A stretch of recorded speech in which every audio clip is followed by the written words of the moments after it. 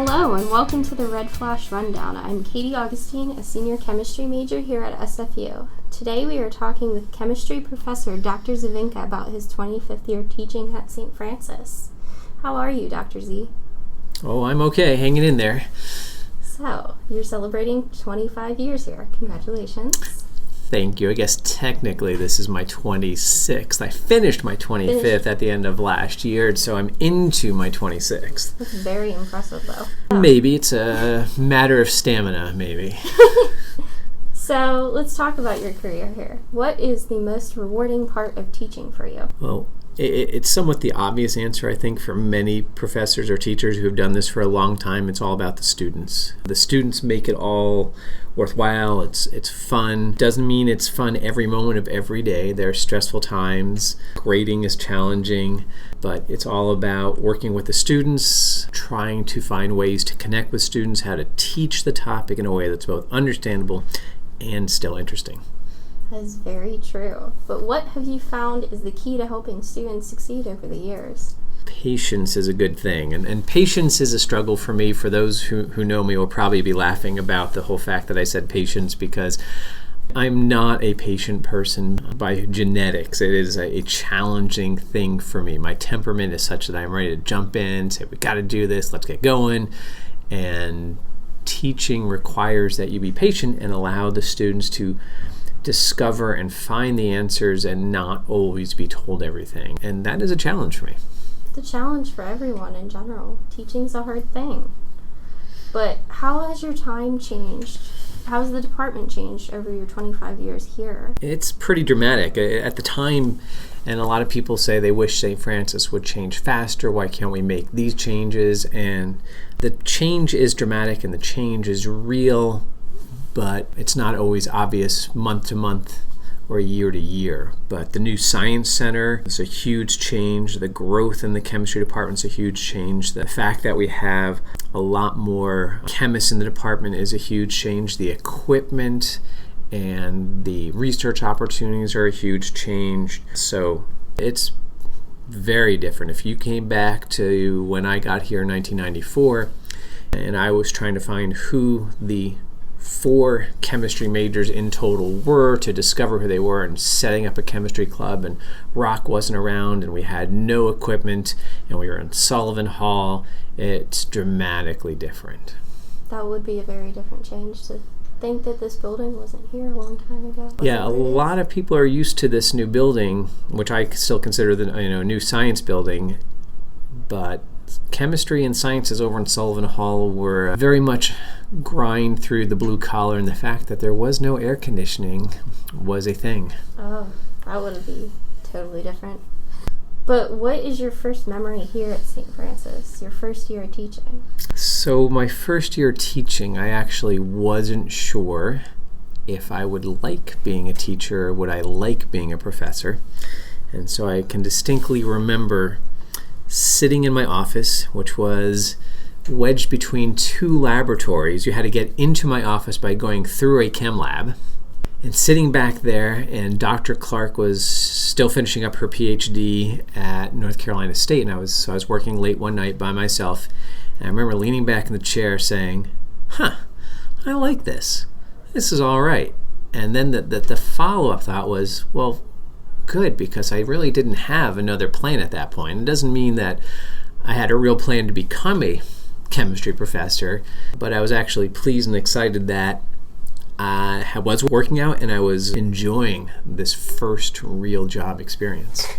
I'm sure that was interesting, your first year, and you're unsure. I think that's true for a lot of people, though. You go through college or you start a job, and do you really know you're going to like it? And the answer often is no. So I think people have to be willing to change. It just worked out that I was fortunate enough that I actually did enjoy what I was doing.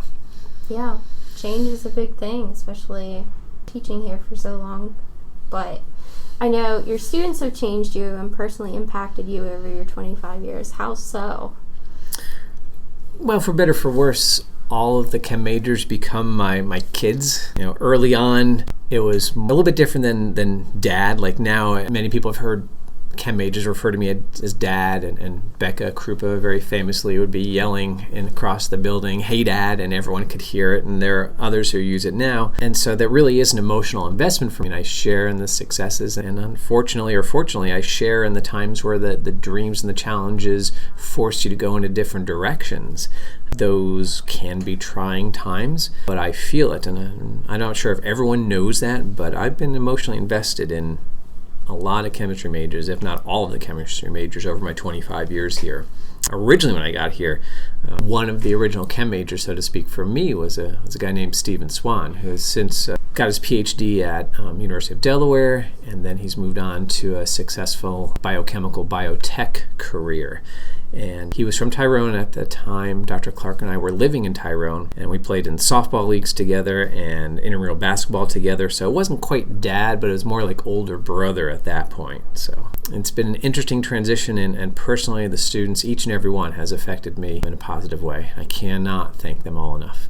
I can agree with that. You do act like a role model, and sometimes the parent to me too, Z. But so I hear in November you have a book coming out. Can you tell us anything about that?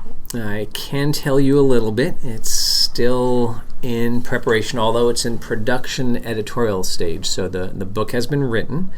It is based off of a lot of rock experiences. So a lot of the rock events have been boiled down into experiments, and it's targeted towards 8 to 12-year-olds. I had to do some thinking and internet searching and pondering and rewriting and trying new experiments too. So all told, there are about 40 rock-like experiments in the book targeted to 8 to 12-year-olds, and the target date by the book company is Black Friday. Black Friday, that's what a shock, right? It's a good time to drop a book. That's the time they want to drop the book, so we'll see. Right now, we're still on schedule. That's fantastic news. So, you're 25 years here. What are you doing to celebrate 25 years here? Well, we are modifying Women in Chemistry Day and turned it into Celebrate Chemistry Day, so it'll be open to all students. And this is going to be on Friday, October 25th, and we're bringing back a bunch of alumni to act as mentors to high school students and to our current students. And we're going to have morning sessions for the high school and then some afternoon sessions for our St. Francis students. And we'll have a reception afterwards, but the whole idea is to get everyone together and laugh and cry and hopefully have a good time. And I also hear rumors that a bunch of alumni have been contacted by the Chem Club, and they'll see if more come back than the 4 that I've asked. Yeah, we do hope that some chemistry alumni come back and visit with us on October 25th. To celebrate Dr. Z's accomplishment here. So thank you, Dr. Zovinka, for being with us today. I am Katie Augustine, and in just a moment we'll be hearing from Devin Tozer about the St. Francis University Rock Program. Stay with us. Thank you, Katie, for the lovely update with Dr. Zovinka and all of his years of hard work and dedication with St. Francis, as well as thank you for giving us a quick little insight to the 25-year celebration that you are hosting for. Speaking of host, I am your second host for this podcast. I'm Dasha Kirby, a comm student, and we will be staying on the same topic of chemistry, and we have the lovely Mr. Devin Tozer. He's a junior biochemistry major, as well as the student director for the rock program. Thank you for coming, Devin. Yeah, thanks for having me. All right, just to dive in a little bit deeper into your life, what are some other extracurricular activities you do other than your busy major and the rock program? On top of that, I'm also a section leader in the marching band here on campus, and I'm the vice president of service in the Alpha Phi Omega chapter here on campus. Okay, awesome. So you're not just, dedicated to the chemistry department, you're dedicated to Greek life and the band, which is super, super cool. But for this podcast, we are going to be focusing on the rock program, and as I mentioned, you are the student director of the rock program. Would you just be able to give us a quick little summary or rundown of what rock program is or what it does? Yeah, so ROC stands for Rural Outreach Chemistry for Kids, so that just means we get to go into local schools to do some hands-on chemistry experiments and demonstrations to garner interest in STEAM programs for young kids to get them interested to see if that is what is right for them growing up and show them there's more opportunities in those fields. Awesome. Sounds great that you're really, opening up the kids' eyes just to show them that, it's not all about social media, that there is more, there is the rock program, and chemistry is alive and everywhere that you go.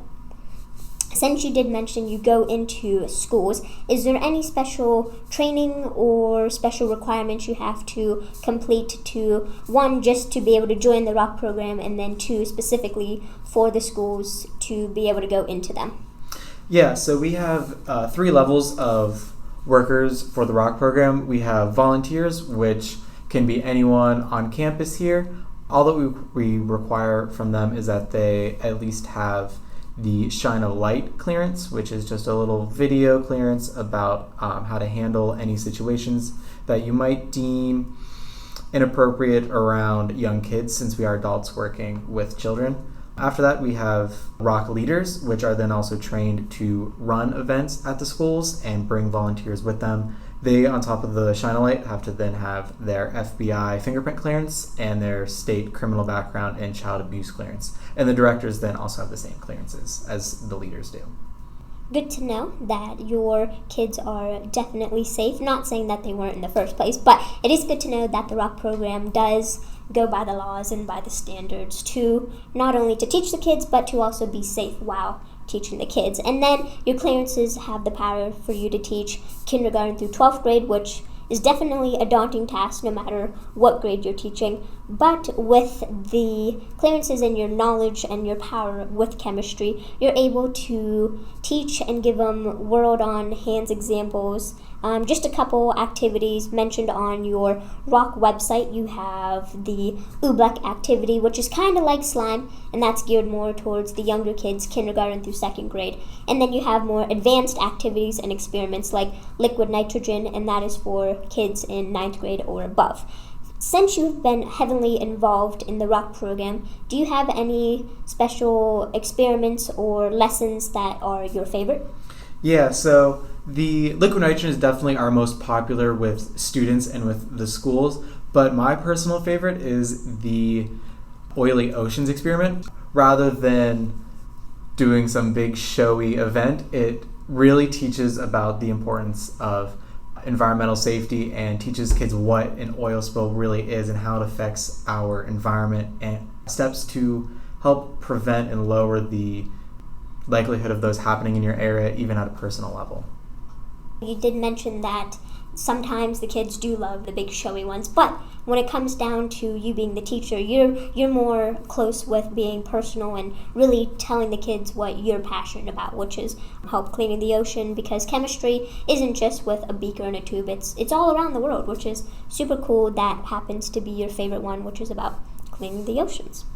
Sticking with the topic of the rock program, going out to schools and hosting little groups and events, I recall back when I was younger, I was in Girl Scouts, and I remember the rock program came, and of course they did the fancy one with the liquid nitrogen, and I just thought that was the coolest thing. So the rock program is definitely super, super cool, and you are sticking locally just with the schools for here and there. Most of our events are centered around our area, which is always very entertaining nowadays. The more I go out and do it, I've been recognized in public by students going to Walmart or any other little store in Altoona. They'll pass me and recognize me, especially because I used to have colored hair. They'll recognize me in a store and say that that was their speaker in their school, or I've even had students coming to St. Francis now that I've been doing it for a couple years. Freshmen come in whose class I taught like their senior or junior year. That's also another great aspect of the rock program. You're not just teaching kids that you'll most likely never see again. You are making an impact, and it definitely is an impact, because kids did remember you, and they're like, oh yeah, you were the cool dude that taught my chemistry class for a day or two, which is super, super cool. And then with all that time and dedication you put into it, you did mention you've been doing this for a couple years now. Does any of that time you put in get counted towards community service or paid time, or is it you're just a part of the rock program and that's about it? So for our volunteers that join us, they simply are restricted to volunteer hours. So if you need hours for a class or another organization you're part of, we gladly accept anyone coming in to get their volunteer hours with us. But as leaders and a director in the program, we have the option to mark down whether or not our hours are for service that we also need for any other organizations that we might be in or classes. Or if we do not need any of our service hours, we do get compensated for those hours. That is also another plus. So you go around, teach kids, they start to notice you, you get pointed out in public, which is super cool. And you can also get paid if you're in a higher position. If not, you can also get your service hours for Greek life or some other student engaged activity that needs service hours, which is definitely a bonus when it comes to a group program like the ROC program. And it also looks really good on a resume. Yes, all of us college students, we love building a resume. That's the goal. Speaking of a resume, you could say the ROC program has a pretty beefy resume. Back when the ROC program started, around circa 1994, circa 1995, during that school year, it just started out with 6 events with 105 participants. So participants can be considered the kids you're teaching or a class you're going into all the time. And now, the 2017 and 18 school year, it has a beefy 216 events with 5,662 participants. So the ROC program has definitely excelled and surpassed everybody's thoughts of what the ROC program would accomplish. And then, I don't know if you'll be able to answer it, but are you able to count or figure out how many service hours, or is it just too big of a number? Don't generally keep track of how many overall we have. We get submissions from our students that volunteer with us, and since it happens so frequently, we don't keep track of how many service hours we get overall from our students, just from our directors and leaders, how many paid hours. Okay, sounds good. I got you. So definitely a good thing to keep track of the paid hours. And then, even though you don't keep track, we're just going to assume, since you are accomplishing and going out to so many schools, 216 events now, so we're just going to assume that you are definitely cranking out those volunteer hours, even if you aren't counting them. And then with the exponential increase of the ROC program, where do you see the ROC program going in the future? Are there any special events or special investments going on in the future? Yeah, so we present this program, since we are partially funded by the American Chemical Society. We present to their conference, and so we like to show that how much our program has grown, but it's kind of started to stall out. With how small of a community we are, we do not have enough people to really go out and continuously grow how many events we are able to go complete with how much our amount of requests have grown. So we have started also then keeping a list of how many events we have not completed and how many estimated students we are not able to reach, to kind of show that committee that this is a growing demand and to possibly inspire other communities, other schools, other people to start programs similar to ours to spread it even further. Okay, awesome, cool. And then as we were walking in here to do the podcast, you just happened to mention that you got in contact with your old high school to be able to do a ROC program, so that is definitely cool. And then did I also happen to mention that you got it across the state lines? Yeah, so we even took it to Ohio recently. We did a conference in Pittsburgh, so a lot of teachers were there from around the area there, including the Ohio Valley.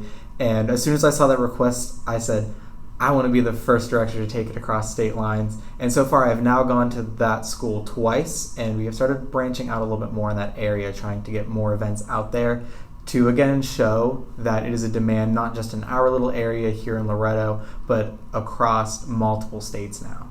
And then if you just keep plugging and chugging with what you're doing, you're going to be popular not just in the local area. You might happen to be in Ohio, and somebody will be, hey, you're the dude that taught my chemistry class. So super awesome. Big congrats to you to getting it past the state lines for the program. And then you did mention that you're trying to get other communities and other schools to get involved and maybe create their own little mini ROC program.